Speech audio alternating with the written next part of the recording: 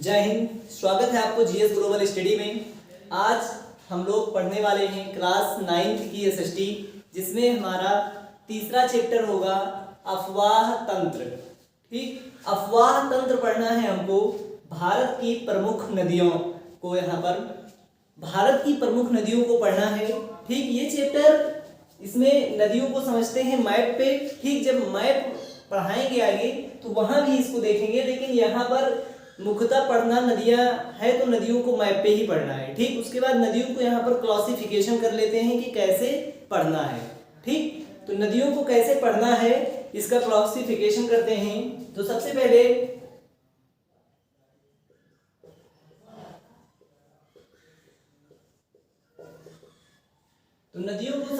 मुख्यतः यहाँ पर क्लासिफिकेशन इसका करेंगे। एक होगा हिमालयी नदी तंत्र,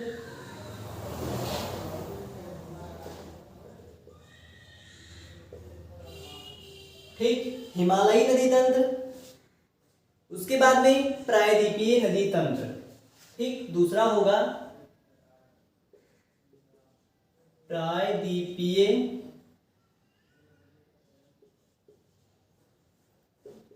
नदी तंत्र। ठीक, हिमालयी नदी तंत्र और प्रायद्वीपीय नदी तंत्र, यानी हिमालयी का मतलब हिमालय से निकलने वाली नदियां और प्रायद्वीपीय नदी तंत्र मतलब प्रायद्वीप भारत की नदियां। ठीक, तो प्रायद्वीप भारत की नदियां और हिमालयी नदी तंत्र नदियां। अब इस हिमालयी नदी तंत्र की तीन प्रमुख तंत्र हैं। वो तंत्र हैं तीन। ठीक, एक है सिंधु नदी तंत्र, सिंधु नदी तंत्र। ठीक, और एक है गंगा नदी तंत्र, गंगा नदी तंत्र। ठीक, और इसमें तीसरा जो है वो है ब्रह्मपुत्र। ठीक, ब्रह्मपुत्र नदी तंत्र।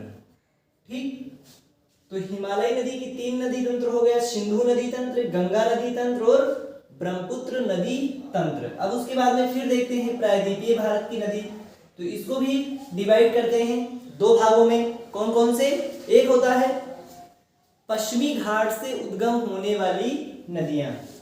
ठीक, पश्चिमी घाट पूर्वी घाट बता चुके हैं। ठीक, तो ये है पश्चिमी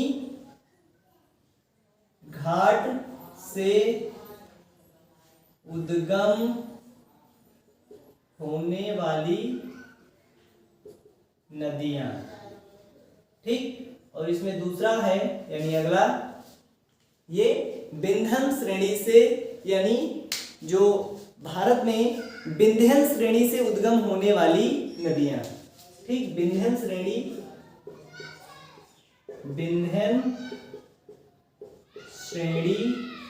से उद्गम होने वाली नदियां। ठीक, ये इतना नदियां हमको यहाँ पर पढ़ना है। ठीक, यहाँ पर क्लासिफिकेशन किया गया है कि इतने नदी इतने प्रकार से नदियों को बांटेंगे, उसके बाद में फिर नदियों को पढ़ेंगे। ठीक, तो सबसे पहले देखते हैं जो हिमालयी नदी तंत्र है, यानी हिमालय से निकलने वाली नदियां। तो हिमालय से तीन नदी तंत्र निकलता है। सिंधु नदी तंत्र, अच्छा तंत्र का मतलब होता है इसकी और इसकी सहायक नदियां, क्योंकि सिंधु एक बड़ी नदी है, उसी प्रकार से गंगा भी एक बहुत बड़ी नदी है और इधर ब्रह्मपुत्र भी एक बहुत बड़ी नदी है। तो सिंधु के साथ जितनी भी इसकी सहायक नदियां हैं उन सबको एक साथ पढ़ेंगे सिंधु नदी तंत्र में। ठीक, गंगा और इसकी सहायक नदियों को एक साथ पढ़ेंगे गंगा नदी तंत्र में, और ब्रह्मपुत्र और इसकी सहायक नदियों को एक साथ पढ़ेंगे ब्रह्मपुत्र नदी तंत्र में। और ये तीनों के तीनों तंत्र कहां से उत्पन्न होती हैं? हिमालय से, इसलिए इसका नाम पड़ा हिमालयी नदी तंत्र। ठीक, उसके बाद में फिर प्रायद्वीपीय, अच्छा प्रायद्वीप का मतलब यहां से ये नीचे वाली नदियां होंगी। ठीक, तो प्रायद्वीपीय नदी तंत्र में एक ये पश्चिमी घाट है, पूर्वी घाट है। ठीक, तो पश्चिमी घाट से यानी यहां से निकलने वाली नदियां पढ़ेंगे। ठीक, यहां से उद्गम होने वाली नदियां पढ़ेंगे, पश्चिमी घाट से उद्गम होने वाली नदियां। और यहाँ पर एक जो है पर्वत है, जो हम इसके पहले पर्वत वाले चैप्टर में बताए भी थे। ठीक, तो पर्वत वाले चैप्टर में बताए थे कि इधर एक श्रेणी है विंध्यन श्रेणी है, बीच से एक नदी आती है नर्मदा नदी, उसके इस पार जो है वो एक सतपुड़ा की पहाड़ी है। अगर पहाड़ी वाला क्लास देखा होगा तो कुछ याद आ रहा होगा कि विंध्य श्रेणी कहाँ पर है। ठीक, तो विंध्य श्रेणी से निकलने वाली नदियां, ठीक, तो विंध्य श्रेणी से निकलने वाली नदियों में पढ़ेंगे, फिर पश्चिमी घाट से उद्गम होने वाली नदियां पढ़ेंगे। ठीक, तो स्टार्ट करते हैं। अब हम सबसे पहले स्टार्ट करते हैं सिंधु नदी तंत्र से। ठीक, तो सिंधु नदी तंत्र से स्टार्ट करते हैं। तो हिमालयी नदी तंत्र में सबसे पहला जो सिंधु नदी तंत्र है, सिंधु नदी तंत्र कहां से निकलता है, यहां सिंधु नदी ये इधर, यहां पर एक स्थान है मानसरोवर। ठीक, मानसरोवर से यहां पर मानसरोवर से ये नदी निकलती है, इधर कैलाश पर्वत होते हुए यानी मानसरोवर से निकलती है और ऐसे भारत में प्रवेश करती है। और भारत में प्रवेश करने के बाद में फिर इधर ऐसे ही ऐसे पाकिस्तान में प्रवेश करती है। और पाकिस्तान में प्रवेश करने के बाद इधर पाकिस्तान का एक बहुत बड़ा शहर है कराची। ठीक, तो ये कराची होते हुए इधर अरब सागर में आके गिरती है।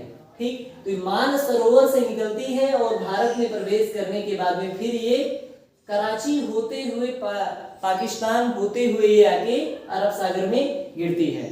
ठीक, तो इसकी जो पहले इसके देखते हैं इसकी सहायक नदियां कौन कौन सी हैं। तो इस नदी तंत्र की जो 5 सहायक नदियां हैं, सिंधु के बाद में सतलज, ठीक, झेलम, चिनाब, रावी, इसकी सहायक नदियां हैं। उन सहायक नदियों को भी यहाँ पर पढ़ना है।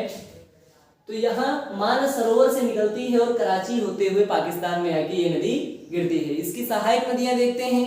तो इसमें सहायक नदियां इसकी सतलज, ब्यास, रावी, चेनाब, झेलम, शिंगी, जास्कर और गिलगित। इसकी सिंधु नदी की एकमात्र ऐसी सहायक नदी है जो उल्टी दिशा में आके सिंधु नदी में मिलती है। यानी सारी नदियां, सब नदियां यहां से निकलेंगी, ऐसे ऐसे आके मिलेंगी। जैसे यहाँ पर जो इसकी 5 सहायक नदियां हैं, जो मुख्य 5 सहायक नदी है, वो 5 सहायक नदी इसी से आके ऐसे इधर से, क्योंकि ये नदी यहाँ से निकलती है तो कुछ नदियां यहाँ से भी निकलेंगी, कुछ यहीं से निकलेंगी, आके इधर ही मिलेंगी। ठीक, इसी की। लेकिन एक नदी ऐसी है जो इसकी धारा की विपरीत दिशा में जाके मिलती है। एक गिलगित नदी है जो यहाँ से ऐसे आती है ऐसे, यानी ये नदी इधर बह रही है, ये नदी इधर बहेगी और ये नदी आके यहाँ पर ऐसे सिंधु नदी में मिल जाती है। ठीक, जब ये सिंधु नदी में मिलती है तो वापस ये इधर बहती है, लेकिन ये नदी उल्टी दिशा में बहती है। तो एग्जाम में क्वेश्चन पूछता है कि सिंधु नदी की वह कौन सी सहायक नदी है जो उल्टी दिशा में आके सिंधु नदी से मिलती है। तो इस नदी का नाम है गिलगित। ठीक, गिलगित एकमात्र ऐसी सिंधु नदी की सहायक नदी है जो धारा की विपरीत दिशा में आके मिलती है। उसके बाद में फिर इसकी अन्य सहायक नदियों को देखते हैं। तो इसकी अन्य सहायक नदी है सतलज। तो सतलज देखते हैं। सतलज मानसरोवर के निकट से ही निकलती है। ठीक, यहीं से निकलती है ये सतलज नदी। सतलज नदी यहीं से निकलती है, मानसरोवर के निकट यहीं से निकलती है और फिर ये ऐसे करके बहती हुई इधर आके सिंधु नदी तंत्र में मिल जाती है। ठीक, ये बहुत एग्जैक्ट मैप नहीं है, क्योंकि बहुत एग्जैक्ट मैप यहाँ पर इसको मिलाना काफी यहाँ पर उतना इम्पोर्टेंट नहीं है आप लोगों के लिए। ठीक, कि एकदम एग्जैक्ट हो, लेकिन फिर भी समझने के लिए एग्जैक्ट ही है। ठीक, बल्कि आप लोग इसको पढ़ते रहिए और इसका नोट्स बनाइए। बहुत ज़्यादा इसमें समझाने वाला नहीं है, जो समझाने वाला यहाँ पर है उसको हम पूरा कंप्लीट समझाएंगे। लेकिन अब जैसे इसकी सिंधु नदी के बारे में लिखना है तो ये सब लिखने वाला विषय है। ठीक, इसको याद करने वाला विषय है, तो इसको अपने आप से इसको लिखिए अपनी बुक्स की सहायता से। तो इसमें समझाने वाला कुछ नहीं है, बस समझाने वाला जो इसमें था उसको तो हम समझाएंगे। ठीक, तो यहाँ से ये नदी निकलती है सतलज। सतलज नदी यही मानसरोवर से निकलती है। मानसरोवर में एक स्थान है रागस्ताल, यही रागस्ताल से ये नदी निकलती है, भारत में प्रवेश करती है और फिर ये बहती हुई इधर आके सिंधु नदी में मिल जाती है। ये कहां से निकलती है? तो ये गिरती है कपूरथला के निकट दक्षिण पश्चिम सिरे, यानी ब्यास नदी में पहले मिलेगी और फिर ब्यास नदी, यानी ये सिंधु समझो यहाँ पर ये नदी यहाँ ब्यास में मिलेगी और यहीं से ब्यास नदी अभी आके निकल के आएगी, यहीं मिलेगी। तो चाहे इसको सतलज बोलो या ब्यास बोलो, क्योंकि ये ब्यास आके या तो ब्यास इसमें धारा एक ही है, बस इसको समझने का प्रयास ये करिए कि मान लो एक नदी यहाँ से आ रही है और एक नदी यहाँ से आ रही है और एक तीसरी नदी यहाँ ऐसे बही है, तो हो ये नदी यहाँ भी, तो इसको ये भी कह सकते हैं कि ये सतलज नदी है, ये कह सकते हैं कि सतलज नदी आके ब्यास में मिली है, या ये भी कह सकते हैं कि ये वाली नदी आके इसमें मिली है, या इसको इसमें मिला सकते हैं या इसको इसमें मिला सकते हैं। तो ये कंफ्यूज मत होना कि ये तो ब्यास नदी है यहाँ से यहाँ तक। हो सकता है कि धारा पानी एक ही है, इसको चाहे सतलज कहो या ब्यास कहो, ठीक। उसकी सहायक नदी है, सतलज की सहायक नदी सिप्ती, बसपा और ब्यास। इसकी सहायक नदी सिप्ती, बसपा और ब्यास। ब्यास इसकी सहायक नदी है और ब्यास की सहायक नदी ये है, यानी ये दोनों जो है एकदम आधा ये चलते हैं आधा ये चलते हैं, यानी ये इनके सहायक नदी ब्यास है, ब्यास की सहायक नदी सतलज है, ठीक। उसके बाद में चिनाब, ये लाउल में बड़ा लाचा दर्रे के विपरीत दिशा में चंद्रभागा में जाके गिरती है, यानी बड़ा लाचा दर्रा याद होगा। बड़ा लाचा दर्रा कहां पर है, तो बड़ा लाचा दर्रा के निकट से ही निकलती है, यहीं से झेलम, और आगे जाके चंद्रभागा यानी तिरमू के निकट झेलम नदी में मिल जाती है, यानी ये यहाँ पर ऐसे बहती है, अभी जो है झेलम नदी भी मिलेगा, ठीक। झेलम नदी में आगे मिल जाती है। इसकी सहायक नदी है रावी, चंद्रा और भागा,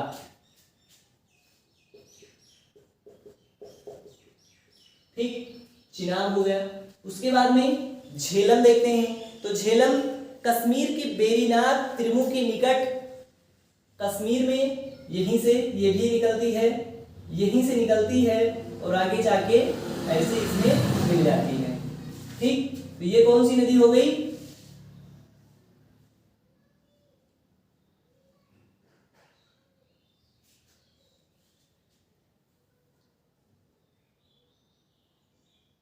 ये नदी हो गई चेनाब, ठीक।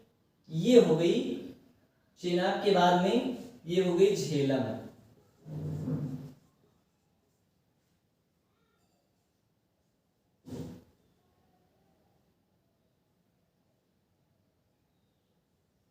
इसका क्रम याद रखेंगे, सिंधु के बाद में चिनाब, झेलम, ठीक। उसके बाद में झेलम के बाद फिर ये कश्मीर के बेरीनाग झरने से तिरमू के निकट चेनाब नदी में मिल जाती है, और उसके बाद में फिर इसकी सहायक नदी है किशन गंगा। इसकी एक इंपॉर्टेंट नदी है किशन गंगा। झेलम की एक सहायक नदी है किशन गंगा। किशन गंगा एक परियोजना भी चल रही है, इसलिए इंपॉर्टेंट है। तो किशन गंगा किसकी सहायक नदी है, तो किशन गंगा ये है झेलम की सहायक नदी है, ठीक। झेलम की सहायक नदी कौन सी है, किशन गंगा। और लिदार, करवेश, पूंछ इसकी अन्य सहायक नदियां हैं जो इंपॉर्टेंट नहीं है। उसके बाद में फिर रावी नदी, तो रावी नदी रोहतांग दर्रे से निकलती है और झांग जिले की सीमा पर चेनाब नदी में आके मिल जाती है, ठीक। तो यहीं से निकलती है रोहतांग दर्रे से और ये आके यहाँ पर चेनाब नदी में मिल जाती है, ठीक। चेनाब नदी में मिल जाती है। उसके बाद में फिर इसकी एक सबसे लास्ट नदी, एक नदी है ब्यास नदी। ये रोहतांग दर्रे से ये भी निकलती है और रोहतांग दर्रे से यानी यहीं से इसके पास से ही निकलती है और आके इधर सतलज नदी में मिल जाती है, और ये सारी की सारी नदियां आके इधर मिलके सिंधु नदी में मिल जाती हैं, ठीक। ये सारी की सारी नदियां आके सिंधु नदी में मिल जाती हैं। तो इसलिए ये सिंधु नदी के 5 नदी तंत्र हैं, और इन 5 नदी तंत्रों को देखते हैं। ये हो गया रावी और ये हो गया ब्यास, ठीक। तो सिंधु नदी के 5 नदी तंत्र हैं। सिंधु तो एक है ही है, और उसके बाद में इसकी एक सहायक नदियां हैं चिनाब, झेलम, रावी, फिर सतलज, ब्यास, यानी ब्यास और सतलज। सिंधु नदी के चिनाब, झेलम, रावी, ब्यास, सतलज, ये 5 नदियां हैं जो आके सिंधु नदी में मिलती हैं, और ये 5 नदी इसकी सहायक नदियां हैं। और ये पांचों नदियां कहीं ना कहीं जाके इधर पंजाब से टच करती हैं। ये पांचों नदियां, इसलिए पंजाब को पंच नद की भूमि कहा जाता है, ठीक। पंजाब को पंच नद की भूमि कहा जाता है, तो उसका कारण यही है कि पंजाब में 5 नदियां निकलती हैं, ठीक। और इन 5 नदियां जब ये 5 नदियां आती हैं इधर पंजाब से, तो पंजाब में यहाँ पर 5 दोआब क्षेत्र बनता है। दोआब किसे कहते हैं? यानी दो नदियों के बीच के क्षेत्र को। देखो इधर से एक नदी गई, एक नदी इधर से गई, तो बीच का जो ये क्षेत्र होगा ये दोआब कहलाएगा। ठीक, ये दोआब कहलाएगा। इसके और इसके बीच के क्षेत्र वाले को इसको भी दोआब कहते हैं, इसके बीच के क्षेत्र को इसको भी दोआब कहेंगे, इसके और इसके बीच के क्षेत्र को भी दोआब कहेंगे। ये जो दोआब क्षेत्र होता है ये कृषि की दृष्टि से बहुत ही उपजाऊ होता है, बहुत इंपॉर्टेंट होता है, क्योंकि कृषि इसमें बहुत ज्यादा होता है, बहुत बड़ी मात्रा में, क्योंकि ये नदियां हर साल नई नई मिट्टी उठा के लाती हैं। जब नदी उधर जब मैदान पढ़ा रहे थे तो वहां बताए थे कि जो खादर प्रदेश है इसमें नदियां हर साल नई नई मिट्टी लेकर आती हैं, तो वही ये नदियां हर साल यहाँ पर नई नई मिट्टी लाती हैं। यानी जो लोग यहाँ पर हर साल अपने खेत में खाद डालते हैं या रासायनिक उर्वरक डालते हैं, उन उर्वरकों को ये नदियां अपने साथ उठा के ऊपरी परत लेके आ जाएंगी। ठीक, लेकर आएंगी, यहाँ पर छोड़ देंगी। इसीलिए पंजाब में कृषि सबसे ज्यादा होती है। ठीक, उसका अन्य भी कारण है कि वहाँ का खेतों का आकार भी बहुत बड़ा है।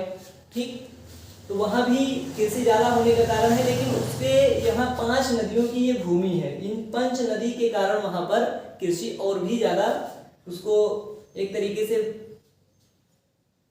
सहायता मिलता है कृषि क्षेत्र में बढ़ावा देने का। ठीक, तो ये थी हिमालयी नदी तंत्र के सिंधु नदी तंत्र, सिंधु नदी तंत्र। उसके बाद में फिर अब देखते हैं गंगा नदी तंत्र। तो गंगा नदी तंत्र में देखते हैं तो गंगा नदी कहां से निकलती है? तो इधर उत्तराखंड में,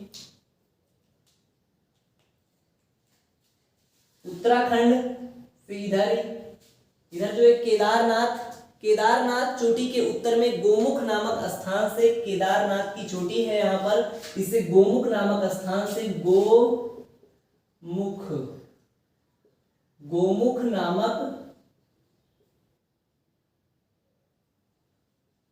गोमुख नामक स्थान से निकलती है गंगा नदी। इधर उत्तराखंड के केदारनाथ के उत्तर में इधर गोमुख नामक स्थान से गंगा नदी निकलती है। और गंगा नदी फिर यहां से निकलती है ऐसे, और ऐसे करते हुए उत्तर प्रदेश में इलाहाबाद यानी प्रयागराज होते हुए फिर इधर ऐसे प्रवेश करती है बांग्लादेश, और बांग्लादेश में फिर इधर आके कहाँ गिरती है? इधर बंगाल की खाड़ी में। ठीक, तो बांग्लादेश के साथ इधर होते हुए आके इधर बंगाल की खाड़ी में गिरती है। और फिर यहीं ये कौन सा सरोवर था? मान सरोवर। तो याद रखो मान सरोवर से एक इधर तो सिंधु नदी निकल गई, इधर एक सतलज नदी निकल गई, और इसके पीछे से एक और नदी निकलती है जिसे ब्रह्मपुत्र नदी कहते हैं। ठीक, इसको भी ब्रह्मपुत्र नदी यहाँ से निकलती है और ऐसे आते हुए भारत में प्रवेश करती है। जब ब्रह्मपुत्र नदी यहाँ से निकली थी तो इसको ब्रह्मपुत्र नाम से नहीं जानते थे, बल्कि क्योंकि ब्रह्मपुत्र नदी तो इसको भारत में बोला जाता है, लेकिन जब ये यहाँ चीन में होता है और इधर होता है तो इसको ब्रह्मपुत्र ना कहके इसको बोलते हैं शाम्पो। ठीक, शाम्पो नदी।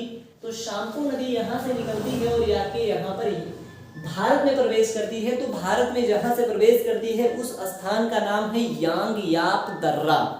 यांगयाप दर्रे से ब्रह्मपुत्र नदी भारत में प्रवेश करती है और फिर इधर बहती हुई इसकी सहायक नदियां मिलती हैं, जिसमें इसकी मुख्य सहायक नदी है लोहित और दिहांग।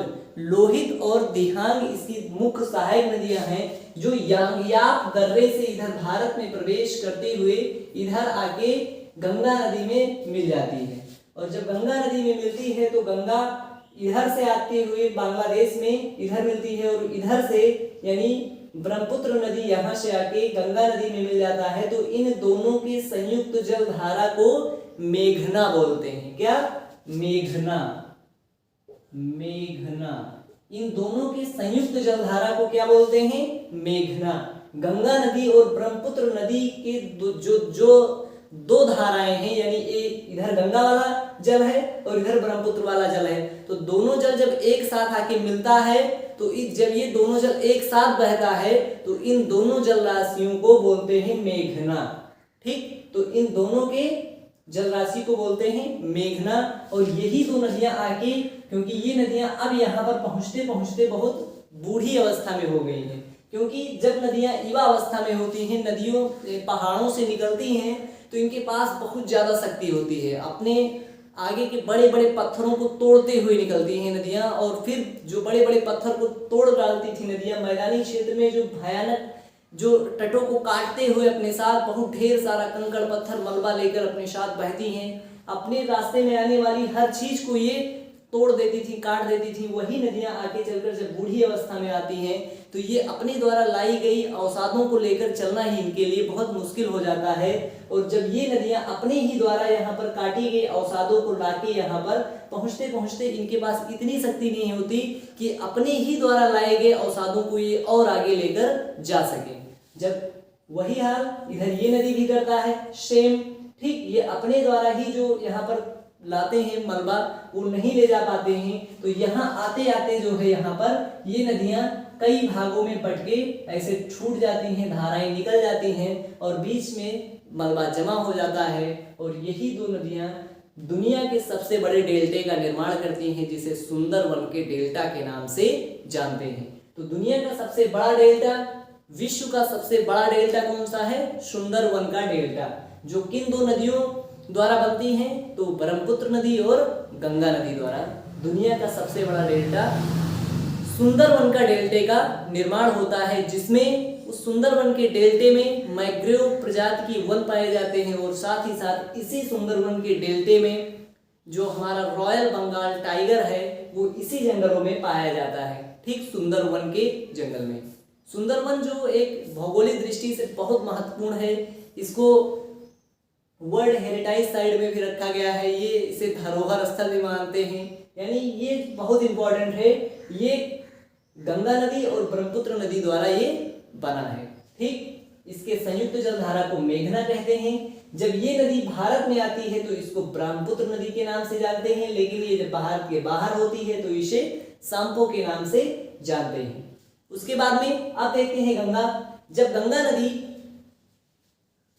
गंगा नदी जब भारत जब निकलती है तो इसे भागीरथी के नाम से जानते हैं। गंगा नदी जब यहाँ से निकलती है गोमुख नामक स्थान से, तो इसे भागीरथी के नाम से जानते हैं। कौन से? भागीरथी।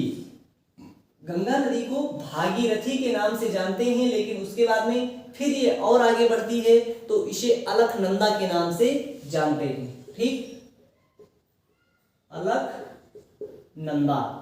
तो जब भागीरथी के बाद गंगा का, अभी गंगा इसका नाम नहीं है, अभी तो ये भागीरथी है। जो गोमुख नामक स्थान से गंगा नदी निकली है, एक्चुअल में वो गंगा नदी है ही नहीं, अभी तो वो भागीरथी नदी है। फिर उसके बाद थोड़ा और आगे चलती है, तब उसको बोला जाता है वही जल, उसी को बोलते हैं अलकनंदा। उसके बाद में फिर और आगे बढ़ती है ये नदी, फिर और आगे बढ़ती है तो इसको बोलते हैं देवप्रयाग। ठीक। तो सबसे पहले यहाँ से भागीरथी नदी निकलती है, उसके बाद में फिर अलकनंदा, उसी को बोलते हैं। फिर उसके बाद और आगे जाती है तो उसको देवप्रयाग के नाम से जानते हैं। फिर ये नदी और आगे बढ़ती है, तब इसे गंगा नदी के नाम से जाना जाता है, ठीक।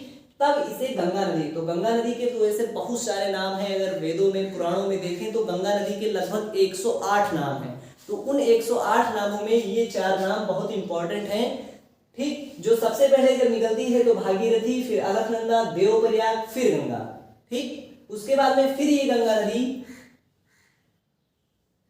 यहाँ पर उत्तर प्रदेश में प्रवेश करती है। फिर उसके बाद में उत्तर प्रदेश से फिर यहाँ प्रयागराज में, और फिर प्रयागराज होते हुए जब ये बांग्लादेश में प्रवेश करती है तो इसे पद्मा नाम से जाना जाता है। तो बांग्लादेश में गंगा नदी को किस नाम से जानते हैं? तो पद्मा। बांग्लादेश में गंगा नदी को किस नाम से जानते हैं? पद्मा नाम से इसको जानते हैं। इसको नोट करते चलना, कॉपी पेन लेकर पढ़ने बैठा करिए, ठीक।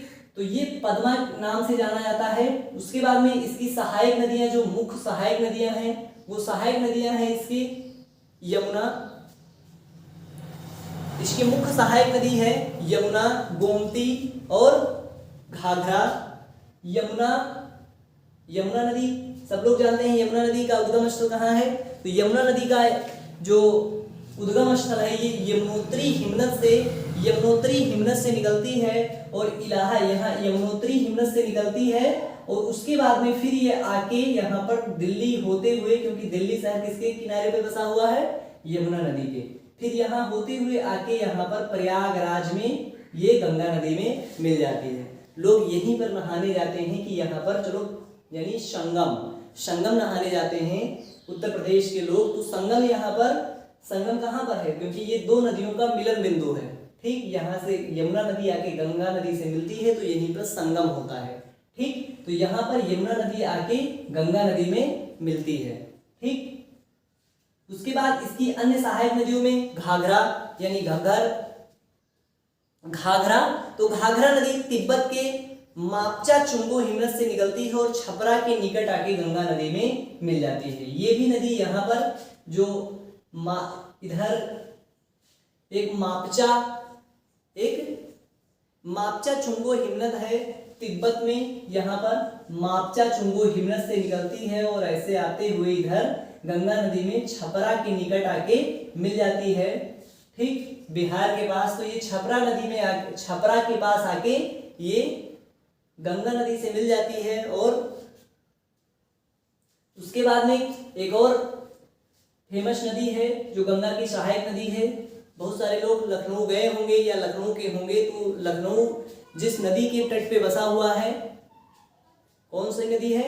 गोमती नदी। तो गोमती नदी भी यहाँ से इसकी गंगा नदी की एक सहायक नदी है। गोमती नदी उत्तर प्रदेश के पीलीभीत जनपद से निकलती है। उत्तर प्रदेश से ही गोमती नदी निकलती है पीलीभीत जनपद से निकलती है और आके गाजीपुर के निकट ये गंगा नदी में मिल जाती है, ठीक। पीलीभीत से गोमती नदी निकलती है और आके गाजीपुर के निकट गंगा नदी में मिल जाती है, ठीक। तो ये थे गंगा की सहायक नदी, जिसमें गंगा की मुख्य सहायक नदी कौन कौन से हैं? यमुना,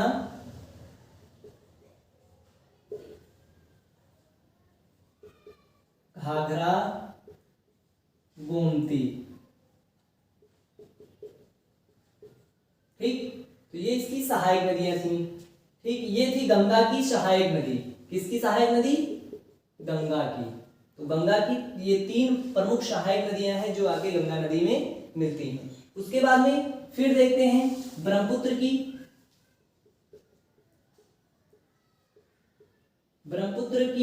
सहायक नदी।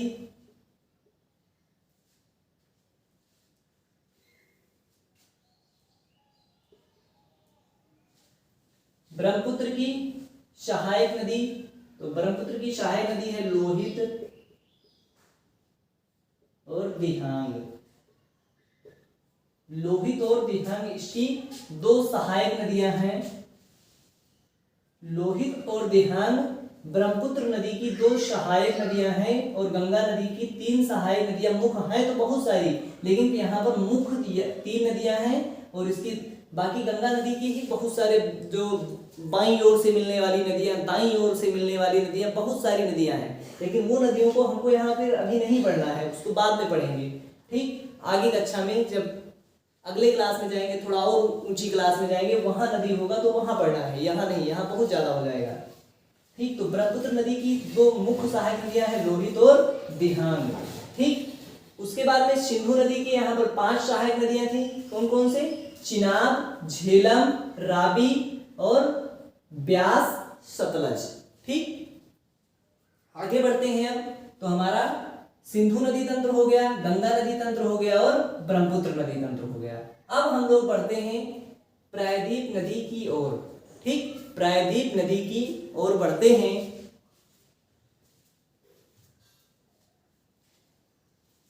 तो प्रायद्वीप नदी की ओर बढ़ते हैं और देखते हैं कि प्रायद्वीप नदी तंत्र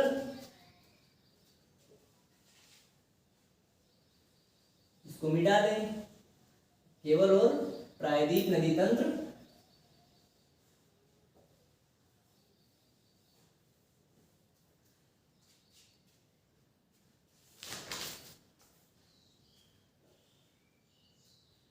तो प्रायद्वीप में सबसे पहले देखेंगे पश्चिमी घाट से उद्गम होने वाली नदियां।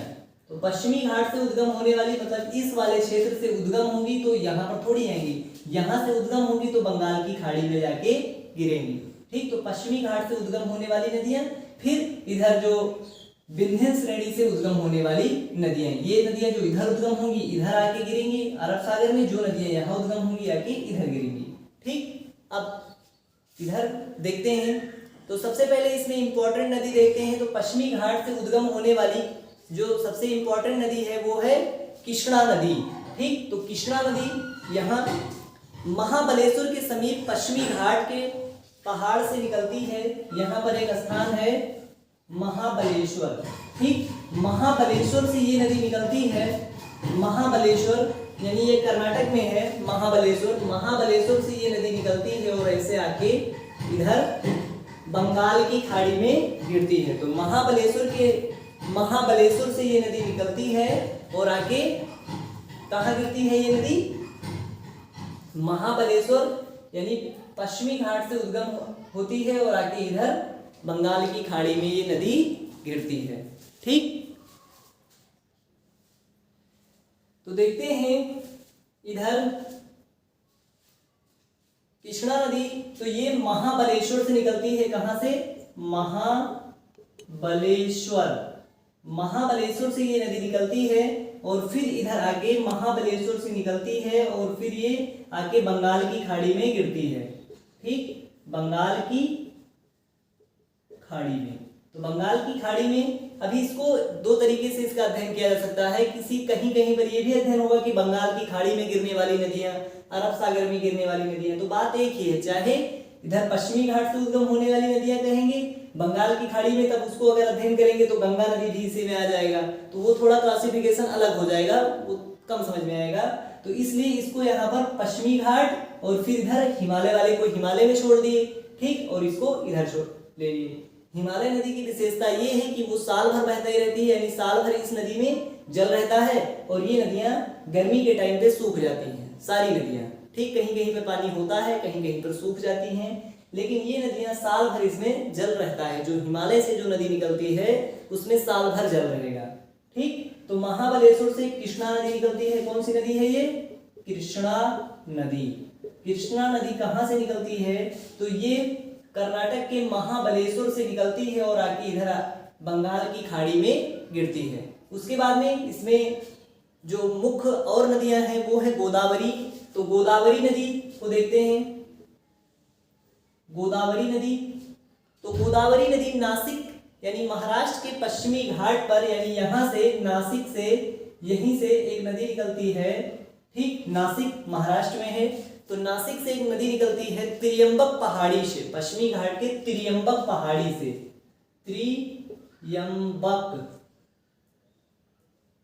त्रियंबक पहाड़ी से ये नदी निकलती है और फिर ऐसे बहती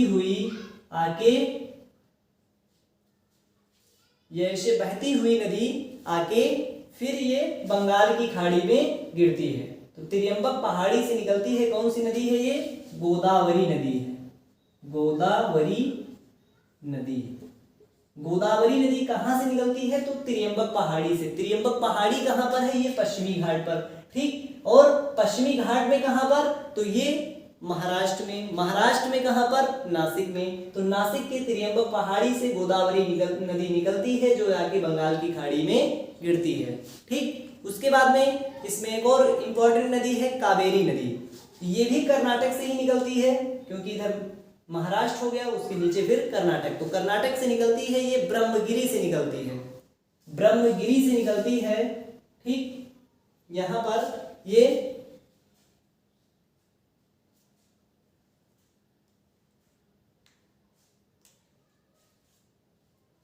यहां से निकलती है ब्रह्मगिरी से।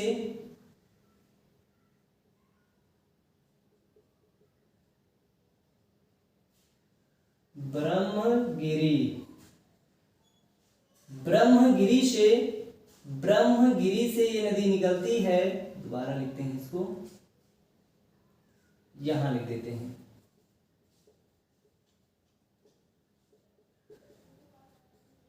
ब्रह्मगिरी से निकलती है ये नदी कौन सी नदी है ये? ब्रह्मगिरी से कावेरी, ठीक, कावेरी।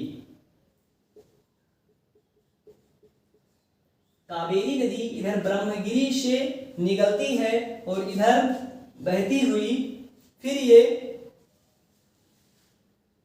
तमिलनाडु में कारकोल के ऊपर बंगाल की खाड़ी में गिरती है। तमिलनाडु से होते हुए इधर कारकोल के ऊपर से इधर एक स्थान है कारकोल, ठीक, कारकोल के ऊपर से इधर आके इधर बंगाल की खाड़ी में गिरती है, ठीक। तो ये बंगाल की खाड़ी में इधर प्रायद्वीप भारत की 3 नदियां मुख्य हैं, गोदावरी नदी, कृष्णा नदी, ठीक, कृष्णा नदी और फिर ये कावेरी नदी, कावेरी नदी, गोदावरी, कृष्णा, कावेरी, ठीक। गोदावरी कहाँ से निकलती है? त्रियंबक पहाड़ी से, त्रियंबक पहाड़ी से निकलती है और इधर बंगाल की खाड़ी में आके गिरती है। कृष्णा नदी ये कहाँ से निकलती है? तो ये महाबलेश्वर से निकलती है और फिर आके बंगाल की खाड़ी में गिरती है। ये नदी कावेरी नदी कहाँ से निकलती है? ये ब्रह्मगिरी से निकलती है। ब्रह्मगिरी कहाँ पर है? तो ये कर्नाटक में है, ठीक। और इधर महाबलेश्वर कहाँ पर है? ये भी कर्नाटक में है। ये आके तमिलनाडु होते हुए आके इधर बंगाल की खाड़ी में गिरती है, ठीक। अब उसके बाद में इसमें एक और फेमस नदी है महानदी।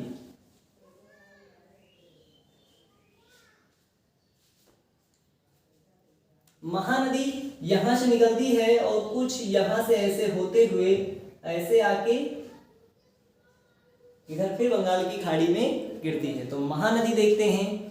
तो महानदी ये रायपुर जनपद में सिहावा के निकट से निकलती है। रायपुर जनपद से, रायपुर जनपद, रायपुर कहाँ है? रायपुर, रायपुर बताना कमेंट में।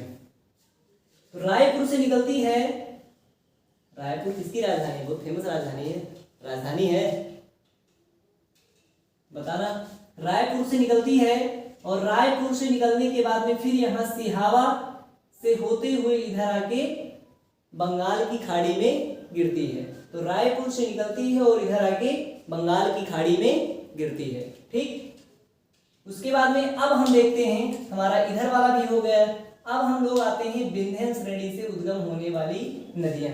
विंध्यन में केवल 2 नदियां इंपॉर्टेंट है, उन 2 नदियों को केवल पढ़ना है बस, ठीक। तो विंध्यन से निकलने वाली नदियां, तो विंध्यन नदी यानी विंध्यन श्रेणी से, तो यहाँ पर एक स्थान है, ठीक, और यहाँ पर एक पर्वत है।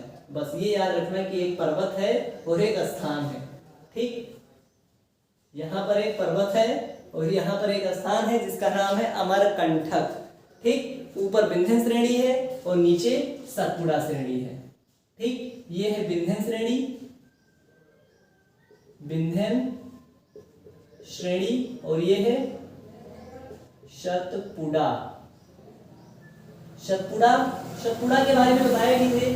सतपुड़ा की सबसे ऊंची चोटी कौन सी है, ठीक, तो उसको तो बताइएगा कमेंट में। सतपुड़ा की सबसे ऊंची चोटी कौन सी है? अंडमान निकोबार की सबसे ऊंची चोटी कौन सी है?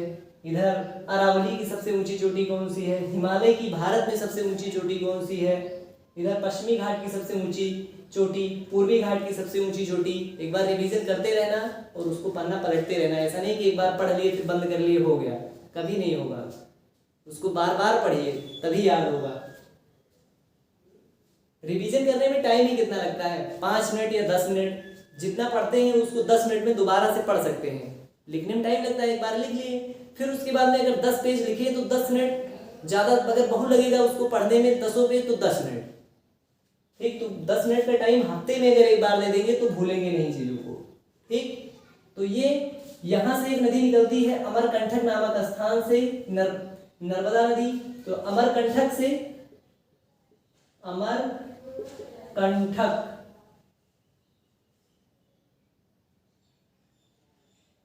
अमरकंटक से एक नदी निकलती है यहाँ पर और ये ऐसे बहती हुई आके अरब सागर में गिरती है और इस नदी को बोलते हैं नर्मदा, नर्मदा नदी।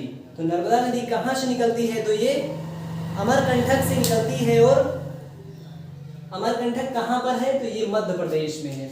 कहाँ पर? मध्य प्रदेश, एमपी में, ठीक, तो मध्य प्रदेश के अमरकंटक नामक स्थान से नर्मदा नदी निकलती है और इधर आके अरब सागर में गिरती है। ठीक, इसकी सहायक नदी शिवनाथ और फिर ब्राह्मणी, सॉरी इसकी सहायक नदी है बुढ़नेर, बंजर और शक्कर, हिरन, इसकी सहायक नदियां हैं, लेकिन वो सहायक नदियां इंपॉर्टेंट नहीं है। उसके बाद में फिर ताप्ती नदी देखते हैं, तो ये मध्य प्रदेश के बैतूल जनपद में निकलती है। मध्य प्रदेश के यहीं से एक नदी और निकलती है बैतूल जनपद, मध्य प्रदेश के बैतूल जनपद से ये नदी निकलती है।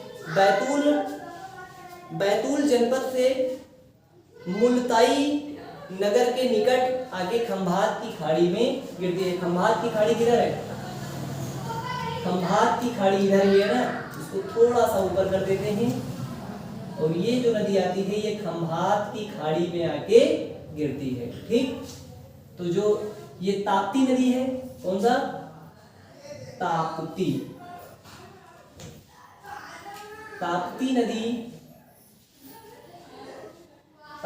नदी जो बैतूल जनपद से निकलती है, मध्य प्रदेश के बैतूल जनपद से निकलती है और इधर फिर खंभात की खाड़ी आके यहाँ पर अरब सागर में ये नदी गिरती है। ठीक, तो ये थी विंध्य श्रेणी की नदियां और पश्चिमी घाट की नदियां, फिर इधर गंगा नदी और प्रायद्वीप, यानी सारी नदियों को यहाँ पर मैप में देख लिया गया है और पढ़ लिया गया है।